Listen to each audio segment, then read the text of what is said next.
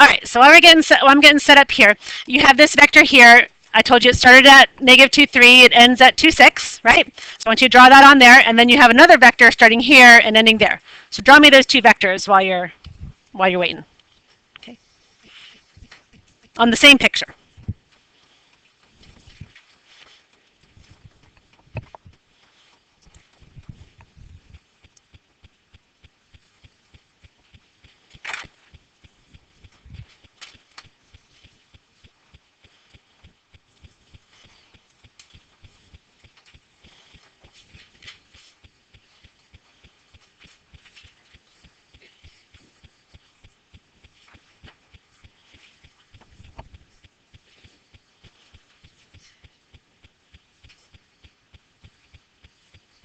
Okay, so this is just a quick review of the word equivalent.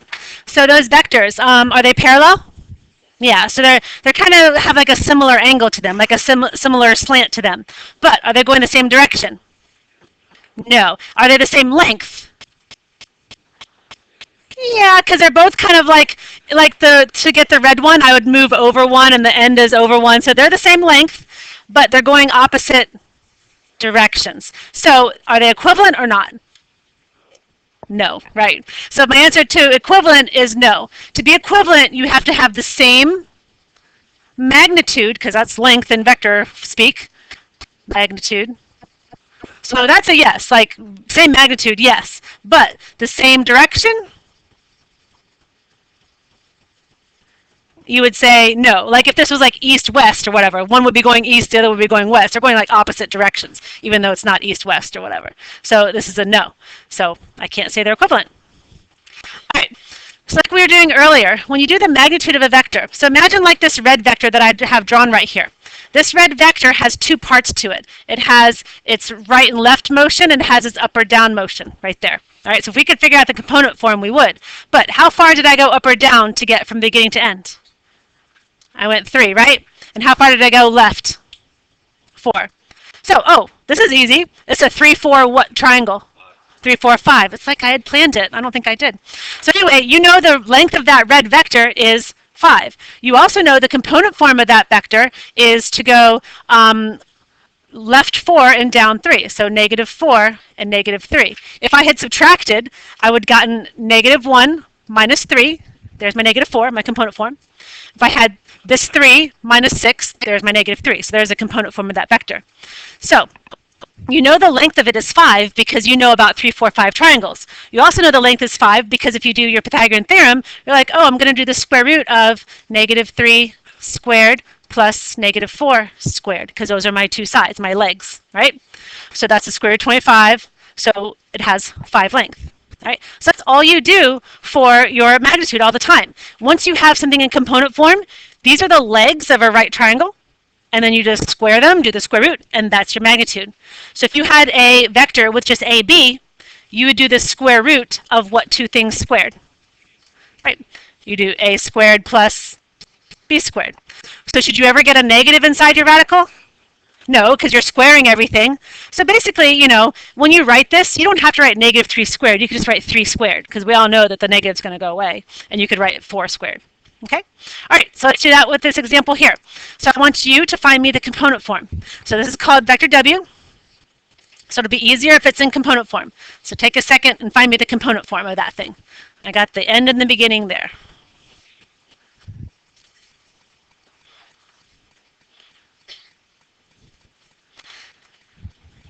All right, what'd you get for the first number? Negative 5, yeah? Because you did negative 1 minus 4. And then you got 5 minus negative 7, so 12. All right, so if I draw this, now I'm not going to draw it on like a coordinate system. I'm going to draw it like in standard form, all right? Or like when the component form just tells me from the center. Remember when you do this, you can basically take your vector and draw it from the center here. So I have to go which way 5? To the left 5. All right, so I'll put it like right there. So 5 left, and then which way 12? Up 12. So up this way 12. So there I am. So that's that vector. It's left 5, up 12 from wherever you begin. But when it's in component form, you're kind of assuming that you're going to begin it at the origin. Okay? So when you think about it, if you draw like a little triangle around this, you're like, oh, it's 5 and 12. And then I bet you, if you remember, 5, 12, what is your, yeah, don't you remember 5, 12, 13? Like that in geometry? There's a 5, 12, 13 triangle. Oh, well, some people remember. All right, so anyway, you got 5, you got 12, and you want to find a third side. But I don't want to go through all that work every time.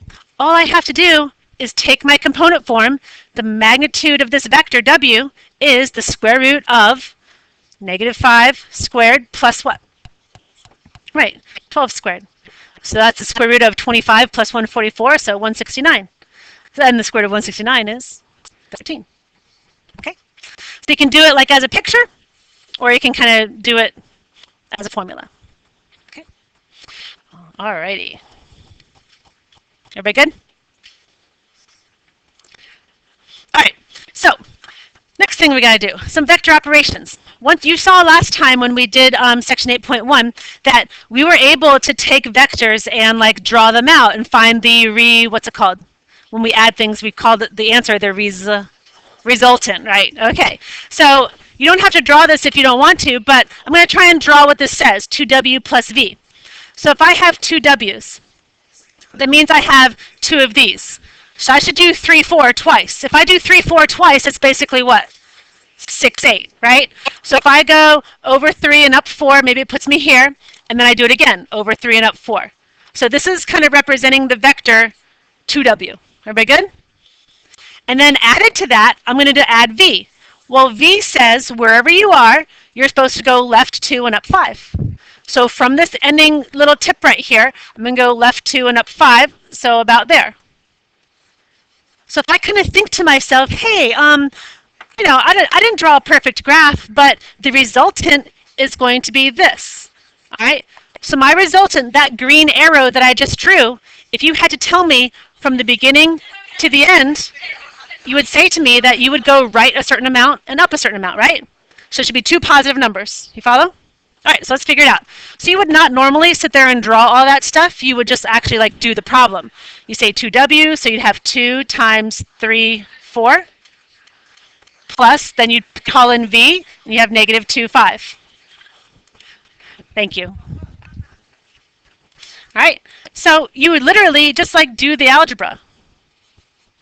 All right, so 2 times 3 and 4 makes 6 and 8. So you basically have 6 and 8. And you don't have to write this all out. You can very easily just do it in your head. Okay, so you have 6 and 8, and then you got -2 and 5. So you add the x's, you add the y's. So 6 plus -2 makes you a 4, and the 8 plus the 5 makes you a 13. So that seems okay, right? So this green thing was going over 4 and up 13. So it makes sense to what it would be. Okay. All right, so this next one. I got -v. So -v just takes everything already in v and does what to it? Makes a negative, right? So -v would be +2, -5. So it's the same vector, just opposite direction. All right, and then plus w, so +3, 4. So add up the x's, I get 5. Add up the y's, I get -1. So you don't have to draw a picture, you can just do it. All right. So now you do the last one for me. Haha, I left you the hard one to do.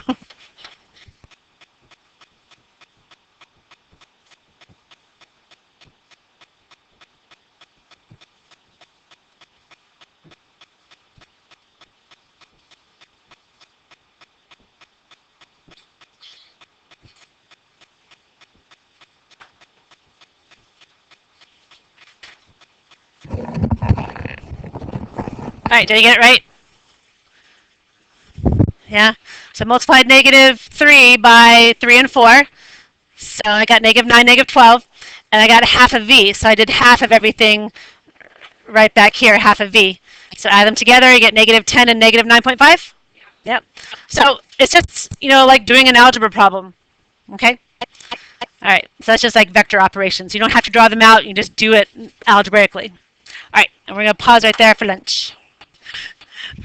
All right, so we're back from lunch. Ready? So there's a thing called a unit vector, and a unit vector is kind of, you know, the word kind of implies what it is. It's a vector, and it has to be 1 unit long. So that's its magnitude. It's like 1 unit long. So we're going to make one here, and you don't really need to, like, nobody would just like look at a vector and be like, oh, make it a unit vector. But what it is that later when you get to like calculus or even multivariable calculus, you want a unit vector because what it does is it maintains the direction that you're going, but it takes out the length of it. So like if you want to, go in a certain direction, but you just want to apply that direction to a new problem, then you're not using the length of the vector. It's not like making your vector longer or whatever. Like, I can't explain it, but it's just, it takes out the fact that there's a length to the original vector, okay? So like this vector right here, the 6, -4, like what is the length of that vector right now? How would I do that? Square root of 36 and 16, right? So the square root of 52. And 52 is 4 times 13, so that would be 2 radical 13. Is everybody okay with that? Okay, so what it's going to do is when I make a unit vector, it's going to be going the same direction as the 6, -4, but it's not going to have this magnitude anymore. It's going to be shorter. It's going to be 1 unit long. Okay, so the way that we do that is you take the original vector and you divide it by its own magnitude. So you divide that v vector with the magnitude of v. So really you're just multiplying it by a scalar. You're dividing it by the magnitude, or you're multiplying it by 1 over the magnitude. All right, so what I'm going to do with this, I need b divided by the magnitude of itself. Okay, all right, so all I do, I take 6, -4 in the component form, and I divide that by 2 radical 13. Okay, so each of those numbers is getting divided by 2 radical 13. And you don't have to rationalize it or anything like that. So let's break it up into its pieces. So if I have 6 over 2 radical 13, I get what fraction instead? Yeah, 3 over radical 13. So the first part of the component form is 3 over radical 13. And then I have -4 over 2 radical 13, so I get -2 over radical 13. So what's happening is this vector, later when we learn how to figure out what direction a vector is going, it's going the same direction. Like this guy, I'm sorry, this one and this one, they're going the same angle, the same direction. But now what's happened is this new vector only has a magnitude of 1. The old vector, this was its magnitude. But let's just prove it. Let's do the magnitude of this new one. If I wanted the magnitude of this thing, I would do the square root, and I would square both of those items. So what would happen if you square the 3 over radical 13? What do you get if you square that? 9 over 13. So you get 9 over 13. Plus, if you square the -2 over radical 13, you get 4 over 13.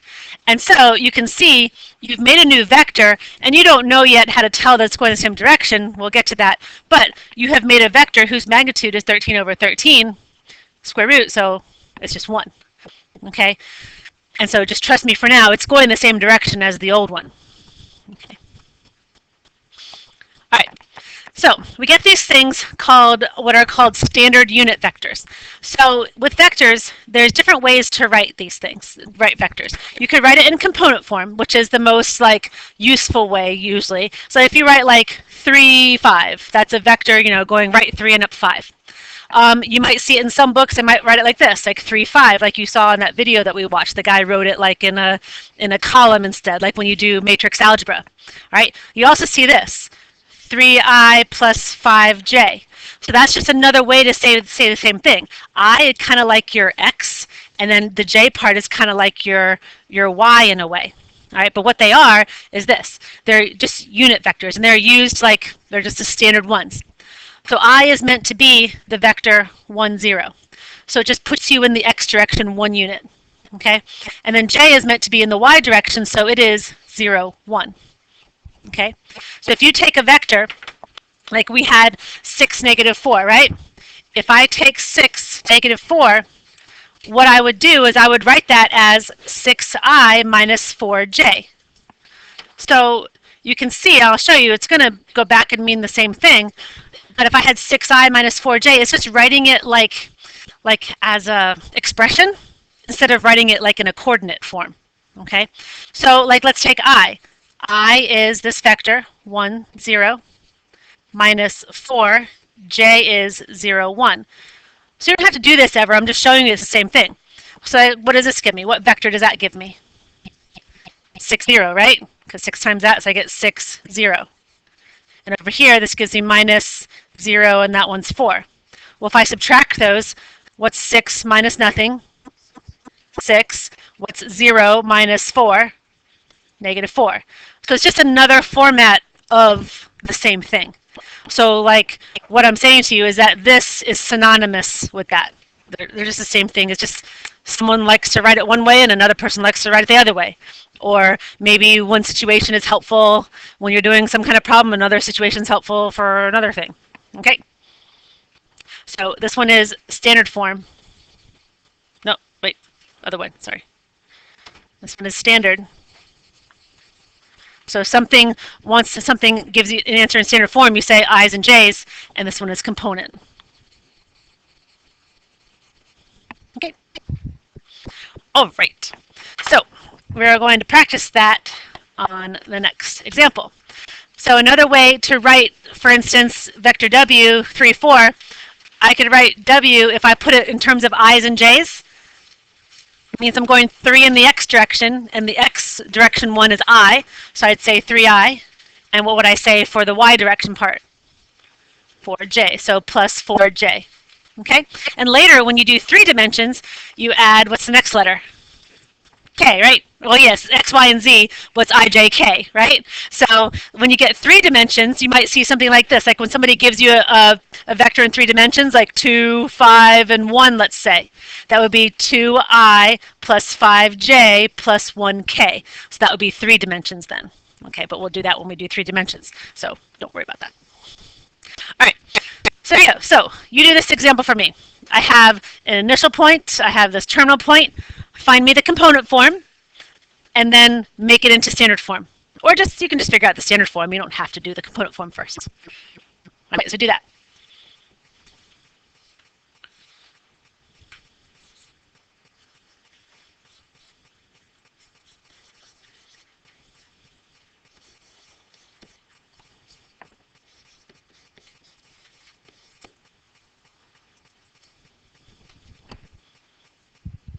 All right, so you guys got 1 and 13, right? Did I do it right? It's on the fly there. Okay, so that's vector B. Vector B is I plus 13j. But also, you know, you can say that too. It's just a matter of being asked. So the same way that you did stuff with component form, you can do it with standard form. So when you see this right here, u is 4i minus 2j, that's just like saying 4, negative 2. And you can turn it back into that if you prefer. All right, and you see this right here, this is just like saying negative 6, 1. Okay, but what this asks you to do is 2u minus 3v. So just like we did with the component form, I want 2 of the u, well, u is 4i minus 2j, minus 3 of the v, and then you can tell we're going to do like distributive property and combine like terms. All right, so v was negative 6i plus j. All right, so when we're done, I got 8i minus 4j. So be careful with your negative. Over here you get plus 18i and minus 3j. Or you can kind of also eyeball it. I mean, you don't have to write out all the little baby steps if you don't want to. But you can see I get 8i plus 18i. So how many i's? 26, right? So I got 26i. And then I have minus 7j. Oops, I don't need a comma, sorry. All right, so if you're going to write that in component form, you'd write 26 comma negative 7. And you got to put the little arrow brackets on the end or else it doesn't mean the same thing. All right, so after we get, let me check. We're going to get to the end of the next page here. Then we're going to take a little break and start your homework a little bit before we do the last 2 examples because they're like, you know, they take a lot out of you. So we'll start your homework in between, get you started on that. Okay? All right. So when your vector's in standard form or component form, it's easy to find the direction angle. So don't draw this for a second because we're going to draw something else. But let's say I had a vector and I don't know, like how about this like 113 guy right there? So if you went over 1 and up 13, maybe it'd put you about there. Okay, so I went over 1 and up 13. So that's 1 and 13. So I have this vector like that. So if you have that triangle right there, it's a right triangle, right? Because I went over 1 and up 13, so there's a right angle right there.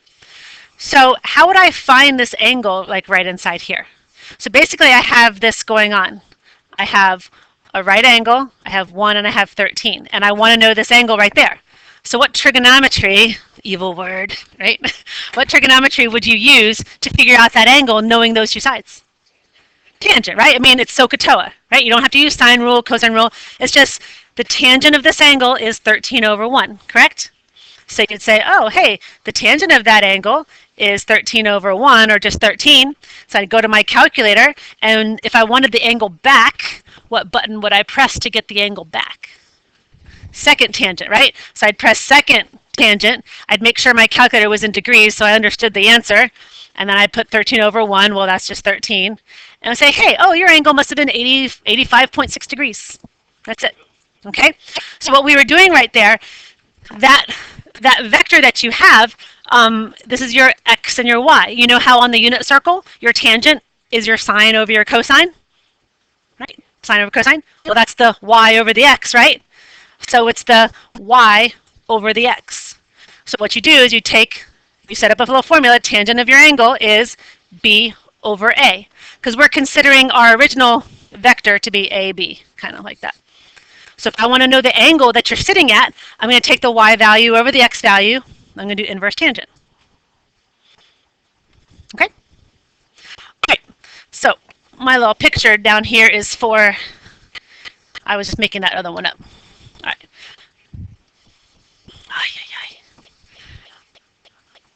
Okay, so let's draw everything out here. So I have a vector, negative 4i minus 2j. So what quadrant is that going to point towards? The third quadrant, right? So you go left and down, right? So left 4, so negative 4, and then down 2, so negative 2, so right about here. So that's that vector. Is that okay? Okay, so what I want to know is this angle right there. So you can draw a little triangle, make it better for yourself, or you just say to yourself, tangent of your angle is always going to be the y value over the x value. So negative 2 over negative 4. So basically, positive 1/2, right? So the tangent of my angle is 1/2. Now I got a problem with this because when I go to the calculator, like go to your calculator, give me the angle. Like find the angle for that.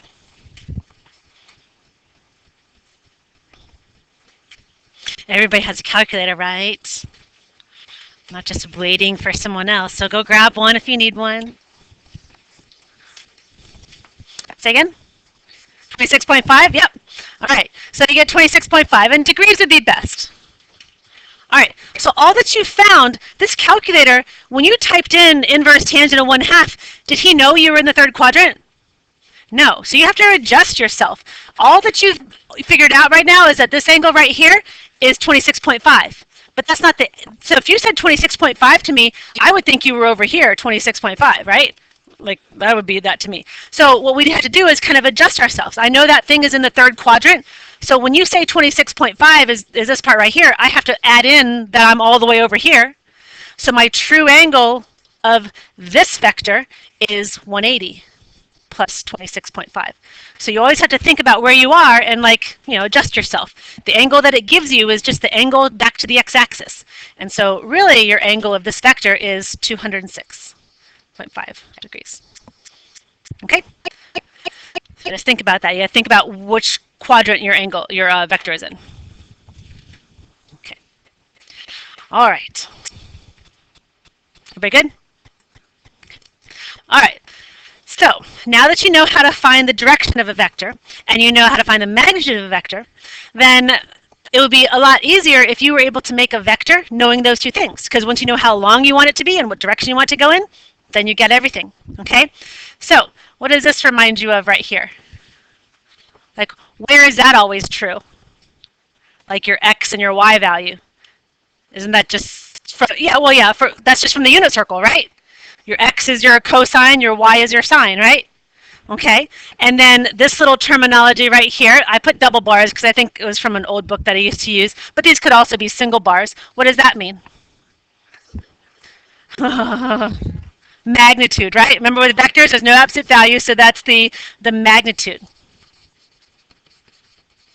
All right, so if you put the cosine as the x and the y as the sine, then that puts you in the direction of the angle, like on the unit circle per se. All right? It doesn't have to always be a unit circle number, but it could be anything. But that puts you in the direction. This gives you, this magnitude part gives you the length. So you have your direction and your length, you put them together and you have your vector. Okay? So if you tell me what your magnitude is, and I multiply that by the direction here, I'll get a vector that's going that way. All right? So let's look at this one. It says find the standard form of a vector with a length radical 13 and an angle of 60 degrees. So you know that I'm going to be going off like 60 degrees right here. All right? And that when I'm done, this vector that I drew should be how long? Radical 13. All right? So what you're going to do is you're going to take those numbers and put them in your stuff. So this vector, I don't know, we'll just call it V. The magnitude right here is radical 13. So I'm going to put radical 13. And I'm going to put a vector right here that gives me my direction. My angle was 60, so I'm going to put cosine of 60, and I'm going to put sine of 60. Right? And from there, you can just go to your calculator, but it turns out 60 degrees is from the unit circle. So what is the cosine of 60 degrees? Oh my God, do we have to have a test on the unit circle? It's 1/2, right? All right, so I got radical 13. This is just 1/2. And what's the sine of 60? Square 3 over 2. Okay, phew. All right, so that's that. And then now I can multiply the radical 13 in there. Okay, so if I multiply the radical 13 in there, radical 13 times 1/2, I will just get radical 13 over 2. And radical 13 times radical 3, so I get radical 39 over 2. Now this is the answer like in exact form or whatever. But you could also just go to your calculator and way back at this step. I mean, I don't really care that much. You know, I got radical 13 times 1/2. So radical 13 times 0.5. I. Thank you. Radical 13 times, and I didn't have the 0.5 either. Oh my God. So there's that number. That was also the same thing as radical 13. Who says you have to know the unit circle? You just multiply it by the cosine of 60. All right? Same number, okay? And you can also do radical 13 times the sine of 60. All right? And there's that one. That's the radical 39 over 3 or 2 or something like that. Okay? All right. So you don't have to do it perfectly, but you know, if it's possible, if it's one of the unit circle things, then you do it that way. All right. Now, this part over here, this is just the same thing, but it's in the standard form, right? So it's just the magnitude times the cosine. That's just your x part with an I, and then it's the magnitude times the sine with your y part. Okay, so I could write this as radical 13 over 2i plus radical 39 over 2j. That's all. That's just an expansion of it. Okay, so that's great. So now I have a vector doing a certain like force, and it's going at a certain angle. So I can like make up and add things and do whatever. All right, so let's just do this last one. Then we'll take a little break, grab your books, and start your homework a little bit. All right, I want the component form of a vector. It represents the velocity of an airplane descending at a speed of 100 miles per hour. So 100 miles per hour, that's your what? The magnitude, not your angle, right? And it's descending, it's at 30 degrees below the horizontal. So, you know, something's descending, it's going down. And so horizontal is your x-axis. And so by saying this, they're implying that you are 30 degrees down, like that. Like that's like how you're, you know, you're going down to land or whatever. All right, the magnitude of this thing is 100. So I want to make up a vector having these two qualities. All right. So what's my magnitude? 100. So I got 100. And I need the cosine and sine of what, though? Because this angle right here, if I just plug in 30, you're going to think I'm up here. So what are you going to use? Okay, so there's two options I hear you saying. So you could use 330, because that's where you really are, or you could just use negative 30, because it's really, you know, down 30. So whether you put 330 or negative 30, doesn't matter, because they're both the same place, right? Okay, so I'll just put 330. So cosine of 330 and sine of 330. Now those are unit circle things. We could go ahead and do that on there, but why don't we just use our calculator, all right? So get in your calculator, multiply 100 times cosine 330 for me.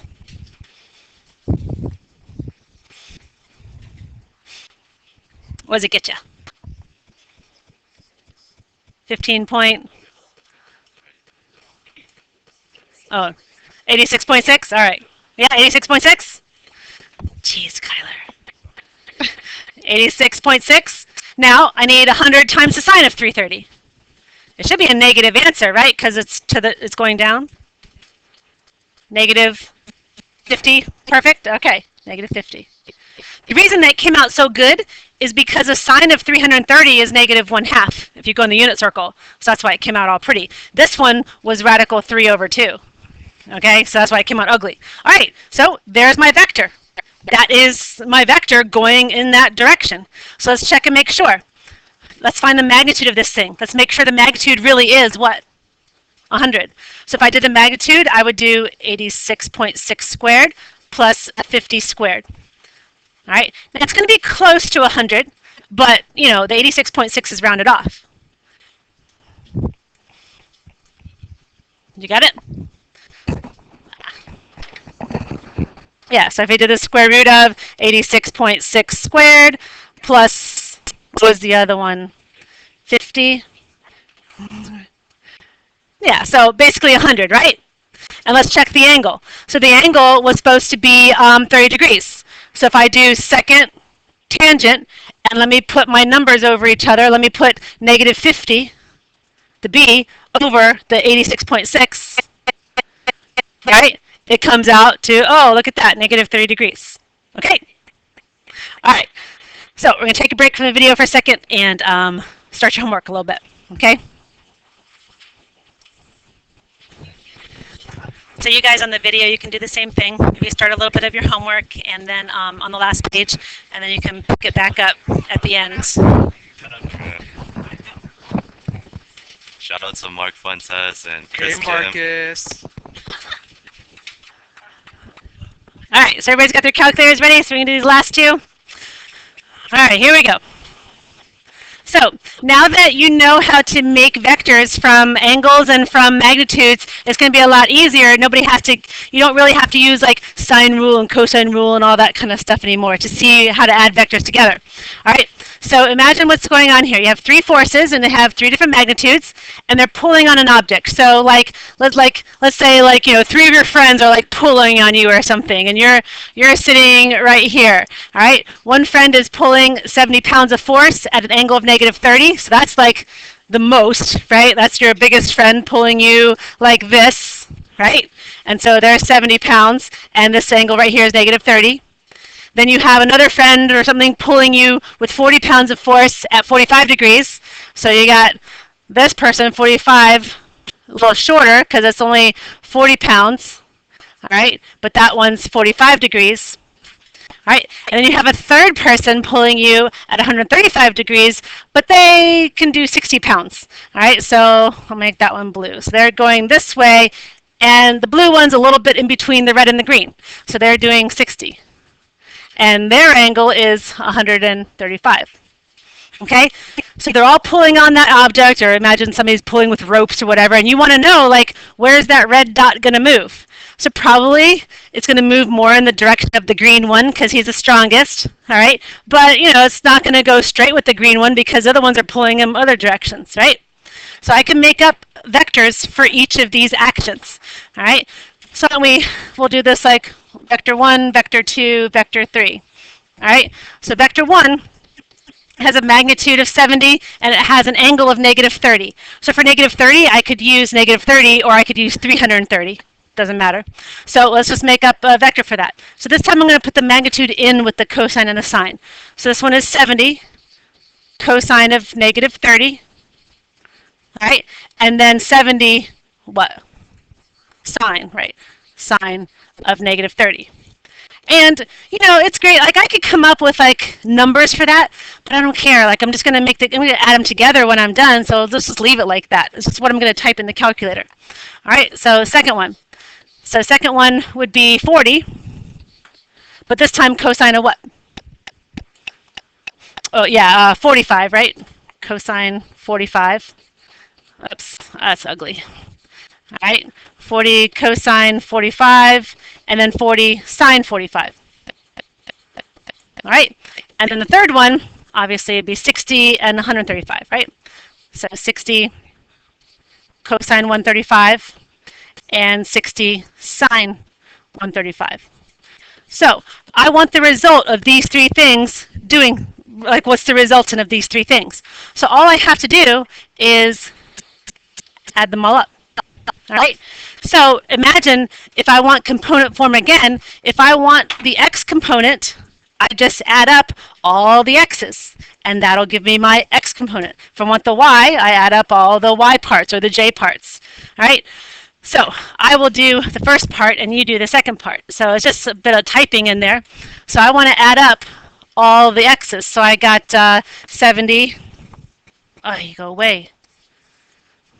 I got 70 cosine of negative 30. All right, plus then I have 40 cosine of 45. All right, plus then I have 60 cosine of 135. Okay, so that x component is 46.5, let's say. Now you do the y. So 46.5.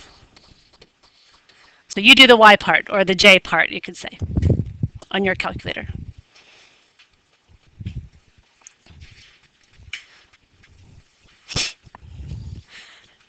If I tell you a little trick, what you could do, it's kind of annoying typing all that in, right? You go up to the top here, you steal it, and then every time you see a cosine, get on the front of it and just press sine instead. Just go back and you just replace it. You're replacing all the cosines with sine. I mean, by the time you do it, then it might be less annoying to just type it in again, especially on this calculator that I have here. All right. But anyway, is that what you got? Okay. All right, so 35.7. All right, so this is where it's going to go. What's going to happen is that the result is that that's going to get pulled 46.35. So over 46 up 35, so it's maybe like about that. Like, I don't know, we'll have to figure it out, but I want to know the direction and the magnitude of the result of these three things. So here's my vector. Now I have to find the direction of it. I can tell it's going in the first quadrant, so it's going to be a nice little angle right here, and I got to find the magnitude. All right, so how about I find the direction and you find the magnitude? Got it? All right, so my direction, what's my formula for finding the direction? Tangent of the angle is what? 35.7 over 46.5. And when I get my answer, it's going to be in the first quadrant, and that's where I am, so I don't have to fix it. All right?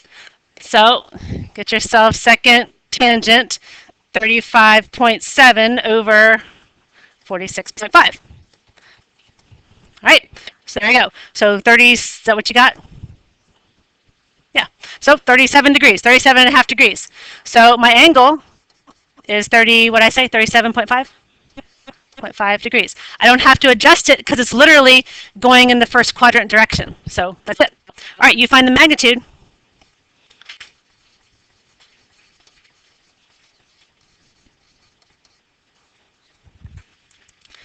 So hopefully you're doing the square root of the squares added together. So did you get 50 something? 58.6? Good.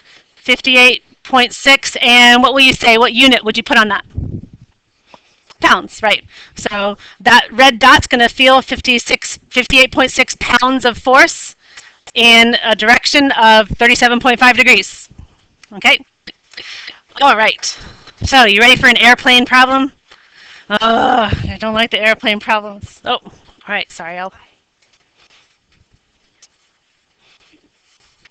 did I get 58? 58.6 pounds. Oh.